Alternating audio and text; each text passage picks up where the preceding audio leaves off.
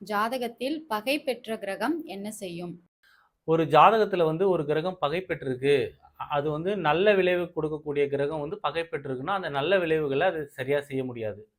அதோட தசாபுத்தி காலத்துல ஒருத்தருக்கு பண வரவு கொடுக்கக்கூடியது, தொழில் பண்ணக்கூடிய கிரகம் நல்லபடியா இருக்கு ஜாதகத்துல. ஆனா அந்த கிரகம் பகை பெற்றிருக்கு அப்படின்னா, அந்த தொழில் எதிர்பார்த்த அளவுக்கு போகாது. ரொம்ப பெரிய லெவல்ல போகாது. ஆனா தொழில் நடக்கும், வருமானங்கள் வரும்.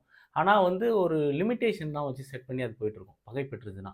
இதே ஒரு கிரகம் தீய பாவங்களோட தீய விளைவுகளை செய்யக்கூடிய கிரகம் பகை பெற்றிருக்குன்னா, அந்த தீய விளைவுகள அது அது அதிக லெவல்ல செய்யாது. வலி வேதனை குடுக்கும். ஆனா அது பெரிய லெவல்ல குடுக்காது. லைட்டா குடுக்கும். அது அப்படியே போயிரும். அந்த மாரி தான் நம்ம எடுத்துக்கணும். ஆட்சி, உச்சம், பகை இதெல்லாமே நவாம்ச கட்டத்துல பார்க்கணும். ராசி கட்டத்துல பார்க்கக்கூடாது.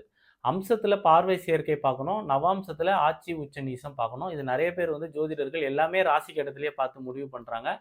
அத அப்படி பார்க்கக்கூடாது.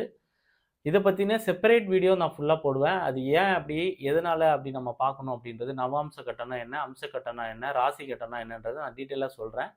இப்போ இந்த ஆட்சி உச்ச நீசத்துல இந்த பகைக்கு இதுதான் இது. தொடர்ச்சியா என்னோட வீடியோ பாருங்க, ஷேர் பண்ணுங்க, சப்ஸ்கிரைப் பண்ணுங்க. நன்றி, வணக்கம்.